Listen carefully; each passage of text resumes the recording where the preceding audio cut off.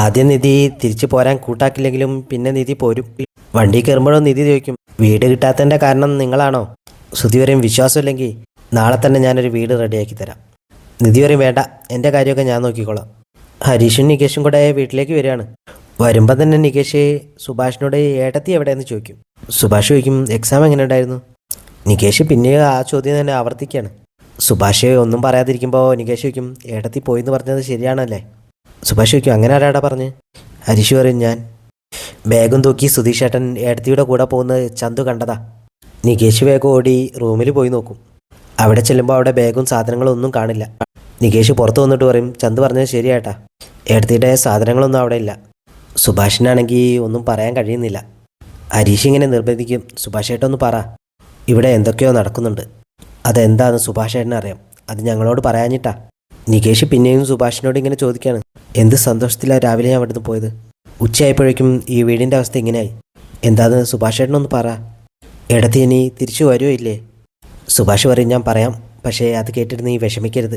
നമ്മുടെ സുധീഷും നിധിയും എന്ന് പറയുമ്പോഴേക്കും കാറിൻ്റെ ഒരു ഹോണ് കേൾക്കുകയാണ്. നിധിയും സുധിയും കാറിൽ നിന്ന് ഇറങ്ങി വരുന്നത് കാണുമ്പോൾ നികേഷിന് സന്തോഷമാവും.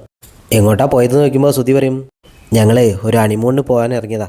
ഹരീഷ് ചോദിക്കും, പിന്നെന്താ പോകാഞ്ഞത്? സുധി പറയും, ചൂട്, നല്ല ചൂട്, അതുകൊണ്ട് ഇങ്ങോട്ട് തിരിച്ചു പോന്നു. നിധി ബാഗും വാങ്ങിച്ച് റൂമിലേക്ക് പോകും. നികേഷ് ചോദിക്കും, അല്ല സുഭാഷ് ഏട്ടൻ എന്താ പറയാൻ വന്നത്? എന്നോട് കേട്ടിട്ട് വിഷമിക്കരുതെന്നൊക്കെ പറഞ്ഞു. സുധി പറയും, അത് രാവിലെ നിങ്ങളോടൊന്നും പറയാതാണല്ലോ ഞങ്ങൾ പോയത്, അത് കേൾക്കുമ്പോൾ നിങ്ങൾക്ക് വിഷമാവും, അതാണ് സുഭാഷ് ഏട്ടൻ ഉദ്ദേശിച്ചത്. അതും പറഞ്ഞ് സുധി നികേഷിനെ കൂട്ടി അപ്പുറത്തേക്ക് പോകും. സുഭാഷ് അവിടുന്ന് പോകാൻ തുടങ്ങുമ്പോൾ ഹരീഷ് വിളിച്ച് നിർത്തുകയാണ്. എന്നിട്ട് പറയും, സുധീഷ് ഏട്ടൻ നാവെടുത്ത കള്ളത്തിനെ പറയൂ, ആ കള്ളന് കഞ്ഞി വെച്ച ആളാവരുത് സുഭാഷ് ഏട്ടൻ. എനിക്ക് അതേ പറയാനുള്ളൂ. സുഭാഷ് നിധിയോട് വീട് കിട്ടാത്തതിനെ പറ്റി ചോദിക്കും.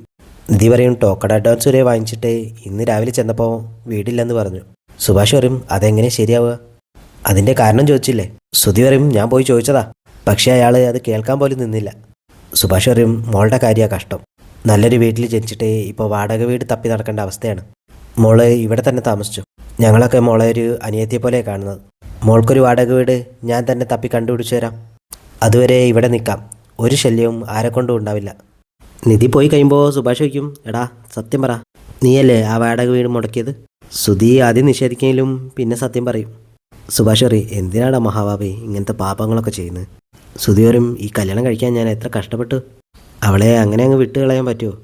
ഞാൻ കള്ളം പറയുന്നത് മാത്രമേ നിധിയും സുഭാഷ് ഏട്ടനും കാണൂ, ഞാൻ കഷ്ടപ്പെടുന്നതൊന്നും ആരും കാണുന്നില്ല. സുഭാഷ് ചോദിക്കും, അവൾ നിന്നെ ഭർത്താവായിട്ട് കാണുന്നുണ്ടോ? സുധി പറയും, അതൊന്നും എനിക്കറിയില്ല, പക്ഷേ അവളുടെ കഴുത്ത് കിടക്കുന്നത് ഞാൻ കെട്ടിയ താലിയാ. സുഭാഷ് പിന്നെ സുധിയെ ഉപദേശിക്കുകയാണ്, നീ ഈ സ്നേഹമൊക്കെ പിടിച്ചു വാങ്ങാൻ നോക്കുകയാണ്, അങ്ങനെ ഉണ്ടാക്കിയെടുക്കേണ്ട ഒന്നല്ലല്ലോ സ്നേഹം, അത് ഉള്ളിൽ നിന്ന് തോന്നേണ്ടതല്ലേ. നിങ്ങൾ രണ്ടുപേരും സ്നേഹത്തോടെ ജീവിക്കും, ഞാൻ ആഗ്രഹിക്കുന്നുണ്ട്, ഞാൻ അതിനുവേണ്ടി പ്രാർത്ഥിക്കാം. സുധി പറയും, ഇങ്ങനെ ചില കാര്യങ്ങളൊക്കെ ഇതിനു വേണ്ടി ചെയ്യണം. സുഭാഷേട്ടൻ അവിടെ പോയിട്ട് സത്യമൊന്നും പറയാതിരുന്നാൽ മതി, എന്തായാലും എനിക്ക് വേണ്ടി പ്രാർത്ഥിച്ചോ. രാത്രി എല്ലാവരും കിടക്കുമ്പോൾ അച്ഛൻ കൊതുക് തിരിക്ക് വേണ്ടി അകത്തേക്ക് വരികയാണ്. സുധിയോട് അച്ഛൻ ചോദിക്കും, നീ എന്തിനാണ് ഇവിടെ കിടക്കുന്നത്, പോയി റൂമിൽ പോയി കിടക്ക്. സുഭാഷ് തടയാൻ നോക്കുമെങ്കിലും പറ്റില്ല. സുധി പായം തലേണയൊക്കെ എടുത്തിട്ട് റൂമിന് പോയിട്ട് തട്ടാണ്. നിധി ഡോർ തുറക്കുമ്പോൾ സുധി പറയും, അച്ഛൻ പറഞ്ഞു ഇവിടെ വന്ന് കിടക്കാൻ. അച്ഛൻ അങ്ങോട്ട് വന്ന് പറയും, നിങ്ങൾ ഭാര്യയും ഭർത്താക്കന്മാരും അല്ലേ, പിന്നെ അവനെന്തിനാ പുറത്ത് കിടക്കുന്നത്? ഇത് കാണുമ്പോൾ നികേഷിന് സന്തോഷമാവും. സുഭാഷ് പറയും, അച്ഛൻ പോയി കിടക്കാൻ നോക്ക്. അച്ഛൻ പറയും, ഞാൻ കിടന്നോളാം. സുധിയോട് പറയും, എടാ ഡോറ് ലോക്ക്. സുധി ആ റൂം കുറ്റിയിടുകയാണ്. സുഭാഷ് അച്ഛനെ പിടിച്ച് പുറത്തേക്ക് ആക്കുകയാണ്. അച്ഛൻ പറയുന്നുണ്ട്, എടാ കൊതുക് തിരി എടുക്കട്ടെടാ. സുധി പറയും, എടോ അച്ഛൻ കാരണ ഒരു നിവൃത്തി ഇല്ലാഞ്ഞിട്ടാ, ഞാൻ ദാ ഇവിടെ എവിടെയെങ്കിലും ഒതുങ്ങി കിടന്നോളാം. നിധിക്കാണെങ്കിൽ ആകെ വിഷമാവും. സുധിക്ക് അച്ഛൻ ഇത് ചെയ്തതിൽ വലിയ സന്തോഷമാവും. അച്ഛാന്ന് പറഞ്ഞിട്ട് ഒരു ഉമ്മ കൊടുക്കുന്ന പോലെ കാണിക്കുകയാണ് സുധി.